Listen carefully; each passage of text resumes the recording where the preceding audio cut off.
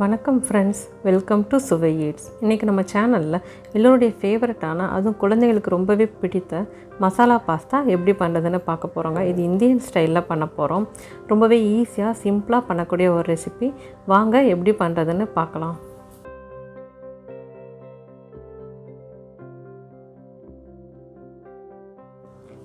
Pasta வேக வைக்கிறதுக்கு தேவையான அளவு தண்ணியை கொதிக்க வச்சுக்கலாம்.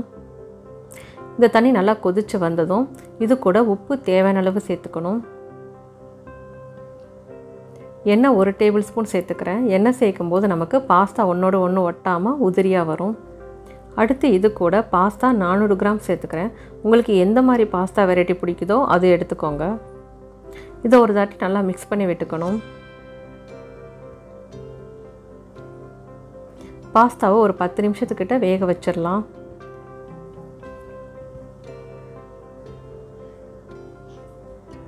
இப்போ பாருங்கள், பாஸ்தா நல்லா சாஃப்டாக ஆகிருச்சு.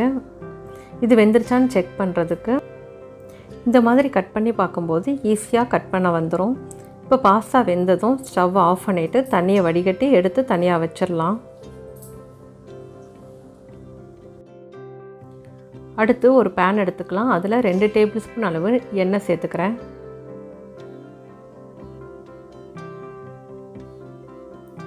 இது கூட 1 டேபிள் ஸ்பூன் அளவு வெண்ணெய் சேர்த்துடலாம்.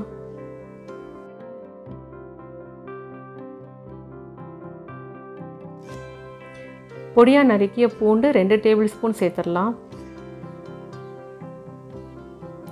இது கூட பொடியாக நறுக்கிய இஞ்சி 1 டேபிள் ஸ்பூன் சேர்த்துடணும். அடுத்து இது கூட ஒரு பச்சை மிளகாய் பொடியாக நறுக்கி சேர்த்துக்கிறேன். இது எல்லாத்தையும் நல்லா வதக்கி விட்டுக்கலாம். இப்போ இது கூட பெரிய வெங்காயம் 1 பொடியாக நறுக்கி சேர்த்துக்கிறேன். வெங்காயத்தை நல்லா வதக்கி விட்டுக்கலாம். நல்லா கண்ணாடி பதம் வர அளவுக்கு வதக்கி விட்டுக்கணும். இப்போ இது கூட தக்காளி 2 பொடியாக கட் பண்ணி சேர்த்துக்கிறேன். ஒரு வெங்காயத்துக்கு 2 தக்காளி சேர்த்தா கரெக்டாக இருக்கும். தக்காளி நல்லா மசிகிற அளவுக்கு வதக்கி விட்டுக்கணும்.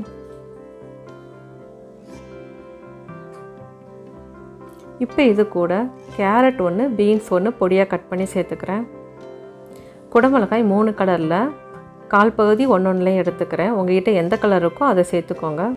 கார்ன் 1 டேபிள் ஸ்பூன் சேர்த்துக்கிறேன். இது கூட உப்பு தேவையான அளவு சேர்த்துக்கலாம். உங்கள்கிட்ட எந்த காய்கறி இருக்கோ அதை சேர்த்து இந்த ரெசிபி பண்ணலாம். வெஜிடபிள்ஸை 3லேருந்து 4 நிமிஷத்துக்கு நல்லா வதக்கி விட்டுக்கணும். இப்போ காய்கறியெல்லாம் நல்லா வதங்கிருச்சு. அடுத்து இது கூட 1/4 டீஸ்பூன் மஞ்சள் தூள், 1/2 டீஸ்பூன் கரம் மசாலா, 1/2 டீஸ்பூன் மிளகுத்தூள்,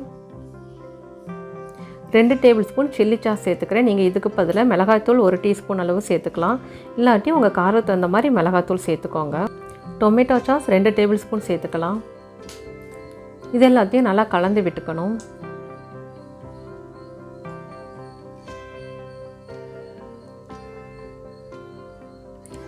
அடுத்து இது கூட நம்ம வேக வச்ச பாஸ்தாவை சேர்த்துடலாம்.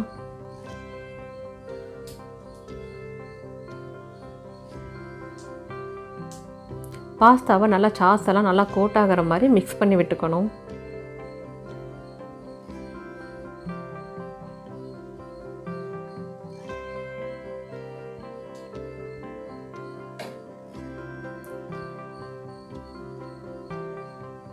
அவ்வளோதான், பாஸ்தா ரெடி ஆயிடுச்சு. இப்போ நம்ம சர்வ் பண்ணிடலாம்.